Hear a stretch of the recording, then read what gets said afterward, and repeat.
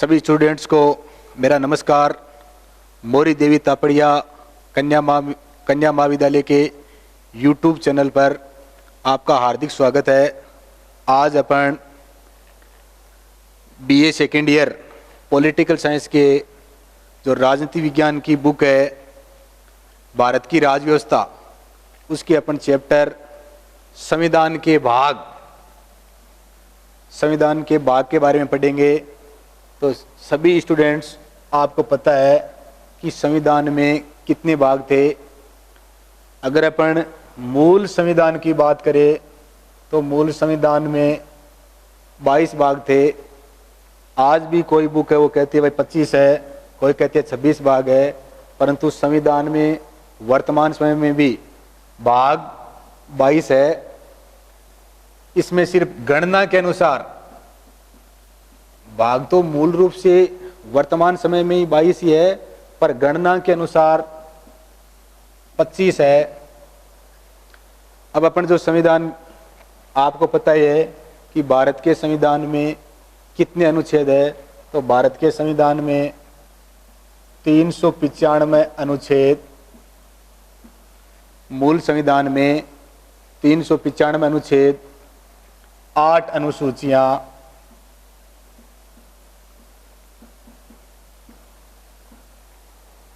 और 22 भाग थे। बात अपन वर्तमान की करें तो वर्तमान समय में अनुच्छेद तो 395 ही है, पर गणना के अनुसार इन अनुच्छेदों की संख्या है वो 469 है। अनुसूचियां वर्तमान समय में 12 है। भाग तो 22 ही है, पर गणना के अनुसार वर्तमान समय में 25 भाग है। भाग 22 ही है, पर अगर गणना है उसके अनुसार 25 भाग है। अब अपन संविधान के भाग पढ़ेंगे।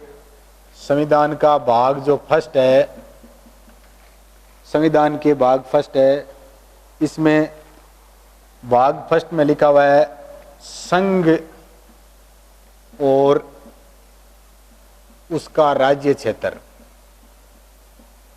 संविधान का जो भाग फर्स्ट है जिसमें अनुच्छेद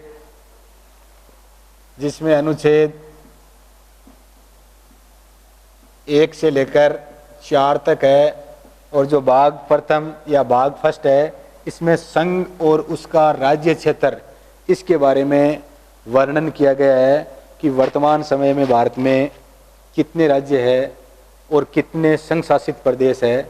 इसके बारे में अनुच्छेद 1 से लेकर अनुच्छेद 4 है, इसमें वर्णन किया गया है। अब अनुच्छेद 1 है भारतीय संविधान का जो अनुच्छेद 1 है, इसमें भारत का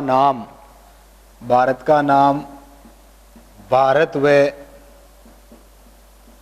इंडिया है। अनुच्छेद 1 है भारतीय संविधान का, भाग फर्स्ट है, इसमें अनुच्छेद 1 से लेकर 4 तक है, और इसमें संघ और उसका राज्य क्षेत्र, इसके बारे में विस्तृत वर्णन किया गया है। और अनुच्छेद 1 में भारत का नाम है वो भारत व इंडिया है।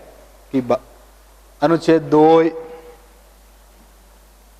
2 है, इसमें अनुच्छेद जो 2 है इसमें नए राज्यों का गठन, कि किस प्रकार से भारत में नए राज्यों का गठन किया जाता है। अनुच्छेद 3 है,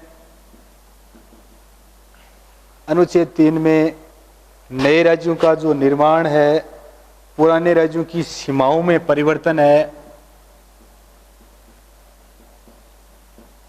ये सारी बातें हैं। किसी राज्य का नाम परिवर्तन करना है, सीमा में परिवर्तन करना है, ये जो सारी चीज़ें हैं ये अनुच्छेद 3 में है। और ये है वो संसद में साधारण बहुमत से ये कानून बन जाते हैं। तो हमने भाग फर्स्ट पढ़ा। भाग फर्स्ट में संघ और उसका राज्य क्षेत्र है, जिसमें अनुच्छेद 1 से 4 तक है। अब हम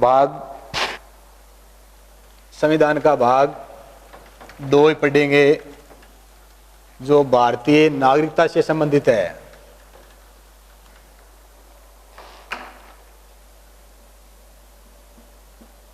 भाग 2 जो नागरिकता से संबंधित है, अनुच्छेद इसमें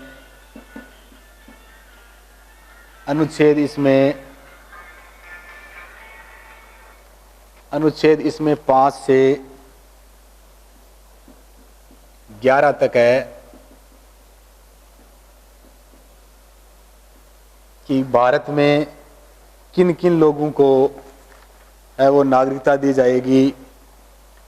इससे संबंधित है ये, कौन से लोग हैं वो भारत के नागरिक होंगे, कौन से जो विदेशी है वो भारत के नागरिक होंगे, और नागरिकता के अंदर जो नए कानून है वो किस प्रकार बनाए जाते हैं, इसका वर्णन भाग 2 में है। संविधान का भाग 3 है, मूल अधिकारों से संबंधित है। जैसा कि आपको सभी को पता है कि मूल अधिकार है वो अमेरिका से लिए गए हैं। मूल अधिकार है वो अमेरिका से लिए गए हैं, और भाग 3 में मूल अधिकारों की बात की गई है, जो अनुच्छेद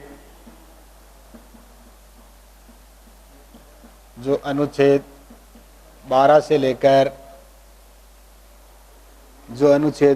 लेकर 35 तक है कि भारत में जो मूल अधिकार है, कितने मूल अधिकार है, ये आपको सबको पता ही है कि अपना जो मूल संविधान थे उसमें मूल अधिकार है वो 7 थे, परंतु वर्तमान समय में 6 मूल अधिकार है।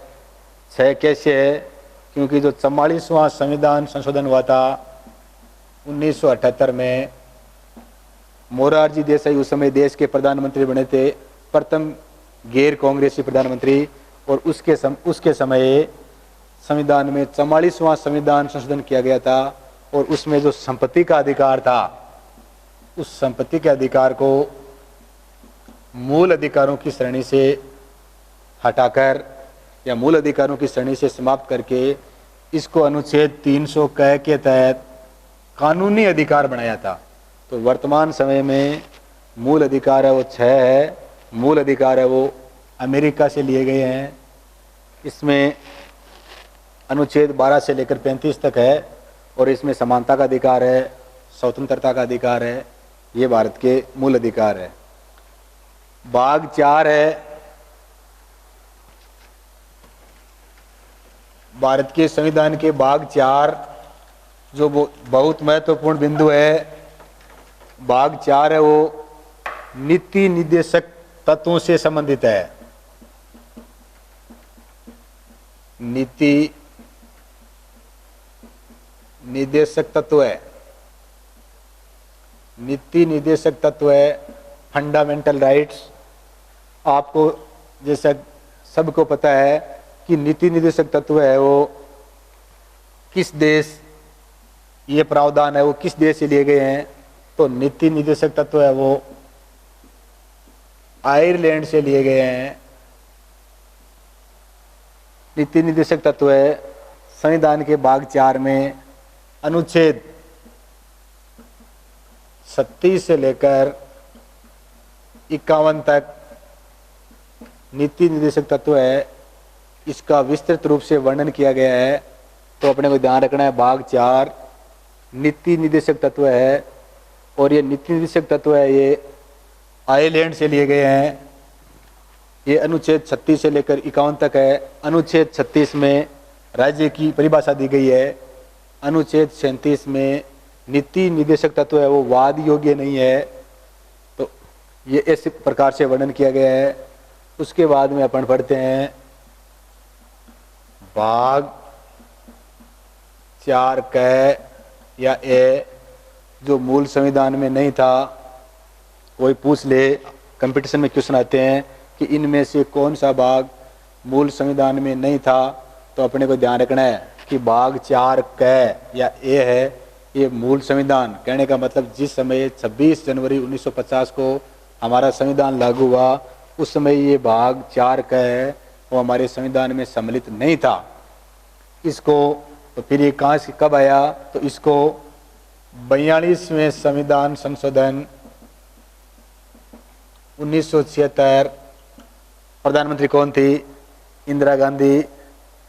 और उस समय देश में आंतरिक आपातकाल, जिसे अपन कहते हैं आंतरिक अशांति के कारण आपातकाल लगा था, उसके समय भाग 4 के जिसमें मूल कर्तव्य है ये जोड़े गए। और ये किस देश के संविधान से लिए गए हैं? ये सोवियत संघ, और वर्तमान में ये देश है रूस। इस देश से ये मूल कर्तव्य लिए गए थे, जिसको 42वें संविधान संशोधन 1976 में सरदार सरवण सिंह समिति की सिफारिश पर मूल कर्तव्यों को 42वें संविधान संशोधन 1976 में जोड़ा गया। जिस समय जोड़ा गया उस समय ये 10 मूल कर्तव्य थे। कितने थे? 10 कर्तव्य। तो पूछ ले, 42वें संविधान संशोधन 1976 में जब मूल कर्तव्यों को भारतीय संविधान में जोड़ा गया तो कितने मूल कर्तव्य थे? तो उस समय 10 मूल कर्तव्य थे। कितने मूल कर्तव्य थे? 10 मूल कर्तव्य। और वर्तमान की पूछ ले कि वर्तमान समय में कितने मूल कर्तव्य है? तो वर्तमान समय में 11 मूल कर्तव्य है। ये 11वां मूल कर्तव्य है। ये कौन सा है? तो 11वां मूल कर्तव्य है वो 86वां संविधान संशोधन कब हुआ था? 2002 में। अटल बिहारी वाजपेयी उस समय देश के प्रधानमंत्री थे और उसके तहत शिक्षा का अधिकार कि अभिभावक या प्रतिपालक जो बच्चा 6 वर्ष से ऊपर है और 14 वर्ष से नीचे है उसको विद्यालय में पहुंचाएगा। ये काम किसका है? अभिभावक या प्रतिपालक का है। तो पूछ ले, मूल कर्तव्य वो कहाँ से लिए गए हैं? तो सोवियत संघ या रूस से। मूल संविधान में कितने मूल कर्तव्य थे? ये क्वेश्चन काफी बार आया हुआ है, तो अपने को ध्यान रखना है। मूल संविधान में कोई मूल कर्तव्य नहीं था। मूल कर्तव्यों को 42वां संविधान संशोधन 1976 में जोड़ा गया। जिस समय मूल कर्तव्यों को जोड़ा गया उस समय 10 मूल कर्तव्य थे और 11वां मूल कर्तव्य वो 86वां संविधान संशोधन 2002 में जोड़ा गया, जिसमें शिक्षा का अधिकार दिया गया। इसके तहत अभिभावक या प्रतिपालक जिसकी ये जिम्मेदारी होगी कि वो अपने बच्चे को विद्यालय भेजेगा। ऐसा क्वेश्चन काफी बार आया है कि मूल कर्तव्य है किस समिति की सिफारिश पर जोड़े गए?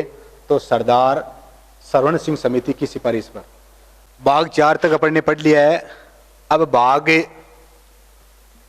संविधान का भाग 5 के बारे में पढ़ेंगे।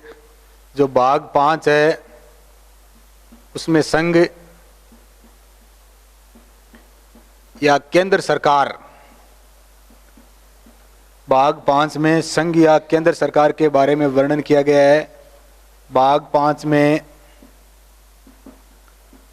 अनुच्छेद 52 से अनुच्छेद 151 तक वर्णन किया गया है और इसमें संघ और केंद्र सरकार, जो अपनी केंद्र की सरकार है, उसके क्या क्रियाकलाप है इसके बारे में वर्णन किया गया है। अब इसमें जो पहला अध्याय है इसमें है कार्यपालिका। कार्यपालिका है कार्य करने वाली संस्था है। इसका निर्माण कैसे होगा? तो अनुच्छेद 52 से लेकर 151 तक। अनुच्छेद 52 से लेकर 151 तक। अनुच्छेद 52 में भारत का एक राष्ट्रपति होगा।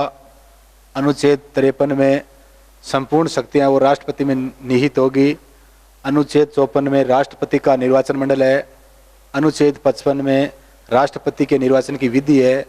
अनुच्छेद 56 में उसके लिए जो राष्ट्रपति का कार्यकाल है। तो ये बातें हैं। तो ए में कार्यपालिका है, जैसे अनुच्छेद 79 में संसद है, 80 में राज्यसभा है, अनुच्छेद 81 में लोकसभा है। तो इन बातों का वर्णन किया गया है। उसके बाद में भाग जो इसका बी है, इसमें व्यवस्थापिका।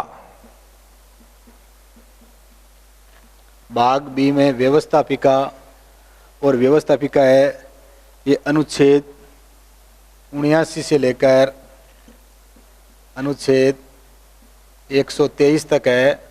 व्यवस्थापिका मतलब कानून निर्माण करने वाली जो संस्था है, कानून का निर्माण कैसे होगा, वो संस्था मतलब अपनी संसद है, उसका गठन किस प्रकार होगा। तो अनुच्छेद 79 में संसद है, अनुच्छेद 80 में राज्यसभा है, अनुच्छेद 81 में लोकसभा है। तो संसद है ये अनुच्छेद 79 में है, और संसद, राज्यसभा,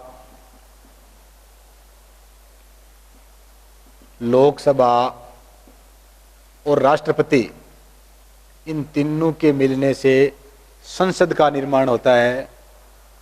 तो पहले में भाग में कार्यपालिका अनुच्छेद 52 से लेकर 151 तक, अनुच्छेद 52 से लेकर अनुच्छेद 78 तक। दूसरे में व्यवस्थापिका अनुच्छेद 79 से लेकर अनुच्छेद 123 तक। तीसरे भाग में है न्यायपालिका,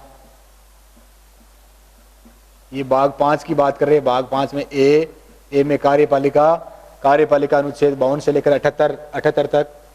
भाग बी में व्यवस्थापिका अनुच्छेद 79 से लेकर अनुच्छेद 123 तक। भाग सी में न्यायपालिका, और न्यायपालिका अनुच्छेद 124 से लेकर अनुच्छेद 147 तक।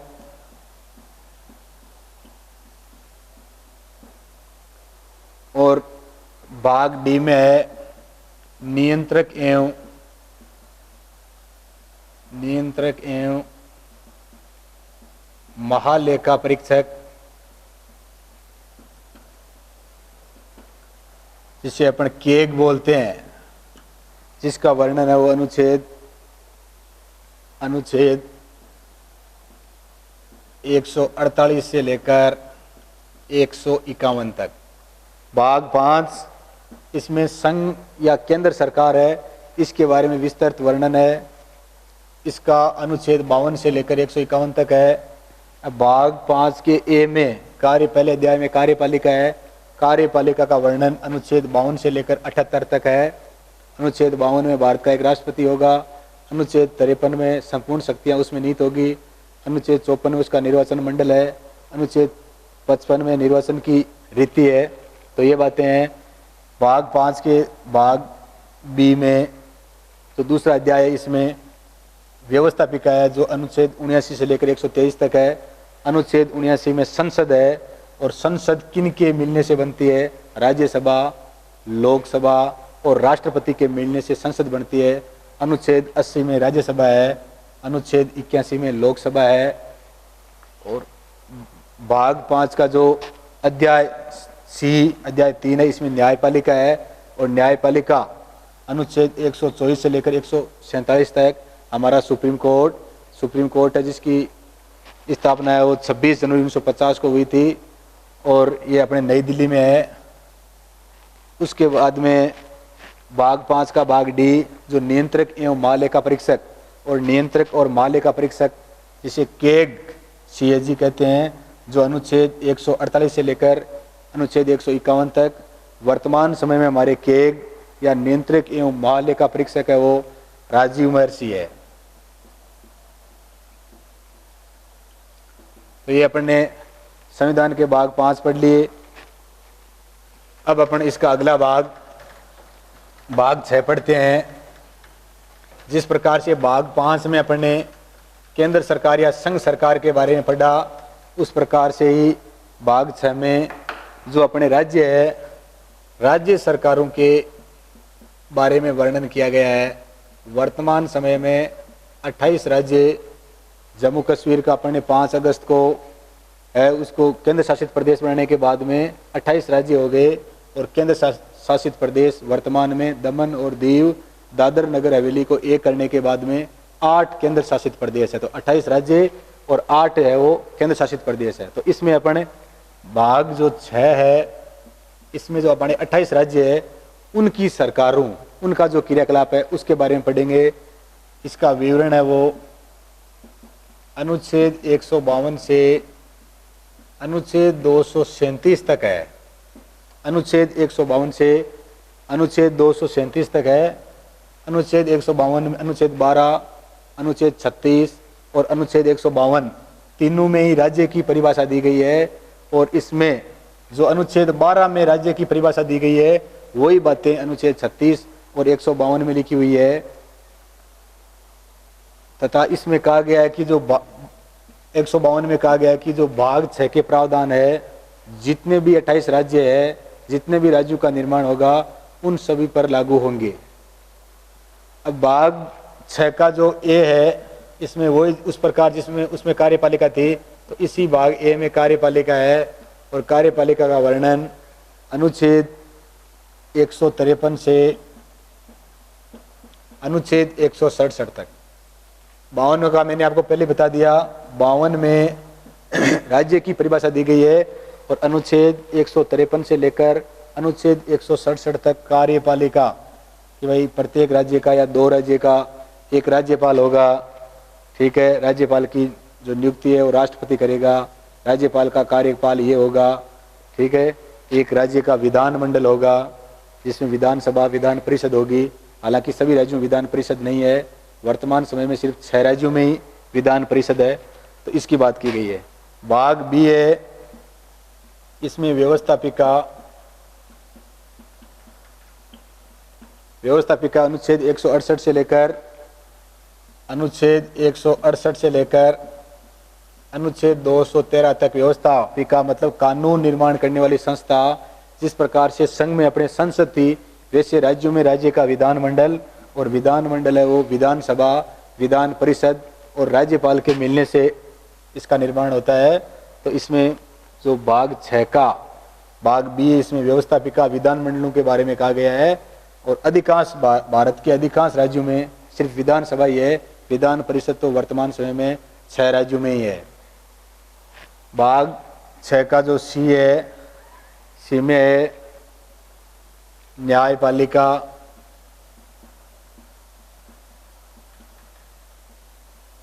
न्यायपालिका अनुच्छेद 214 से लेकर 237 तक है। अनुच्छेद 214 से लेकर अनुच्छेद 237 तक जो भारत के हाई कोर्ट है, उन हाई कोर्टों के बारे में बताया गया है कि वर्तमान समय में 25 हाई कोर्ट है। 25 में वो 1 जनवरी 2019 से आंध्र प्रदेश का जो अमरावती में नया बना है, तो इनके बारे में कहा गया है। अपन राजस्थान के रहने वाले, तो राजस्थान का उच्च न्यायालय है वो जोधपुर में है, इसकी एक खंडपीठ है वो जयपुर में है, इसके बारे में वर्णन किया गया है।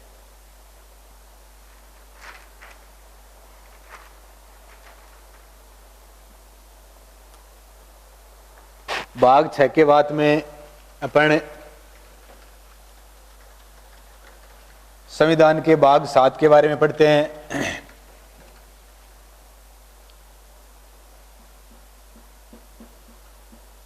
संविधान का जो भाग 7 है,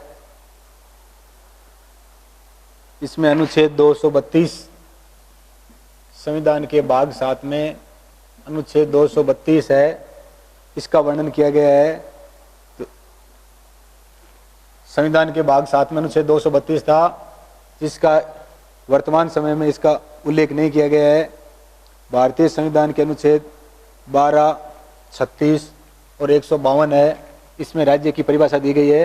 तो आपको अगर क्वेश्चन पूछ ले कि हमारे संविधान में किस अनुच्छेद का उल्लेख नहीं किया गया है, तो अनुच्छेद 232 का संविधान में उल्लेख नहीं किया गया है। भाग 7 है, इसमें अनुच्छेद 238, भाग 7 में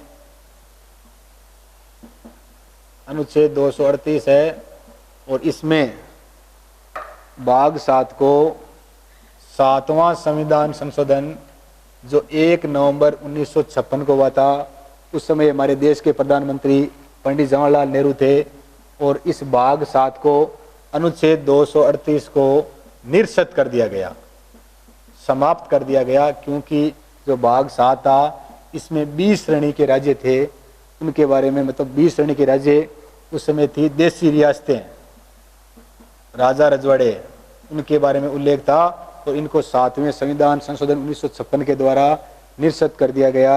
और इस जो ये श्रेणी व्यवस्था थी ए बी सी डी, इसको संविधान के 7वें संशोधन जो 1956 में हुआ था, और इससे इस श्रेणी व्यवस्था को समाप्त कर दिया गया। इसके कारण वर्तमान समय में भाग 7 है इसको निश्चित कर दिया गया है। एक बात का आपको ध्यान रखना है, पूछ ले, क्वेश्चन बार बार आया हुआ है कि संविधान में किस अनुच्छेद का वर्णन नहीं किया गया है, तो अनुच्छेद 232 का वर्णन नहीं किया गया है। भाग 7 पूछ ले कि वर्तमान समय में संविधान का कौन सा भाग है, उसको निश्चित कर दिया गया है, तो भाग 7 और किस संविधान संशोधन से, 7वें संविधान संशोधन से। कब? 1956 में। अनुच्छेद कौन सा था? 238। और इसमें जो देशी रियासतें थी वो थी, और वर्तमान समय में सभी राज्य है वो एक समान है। ये इतना ही काफी है। अगले दिन अपन जो भाग संविधान का 8 है उसके बारे में पढ़ेंगे। धन्यवाद।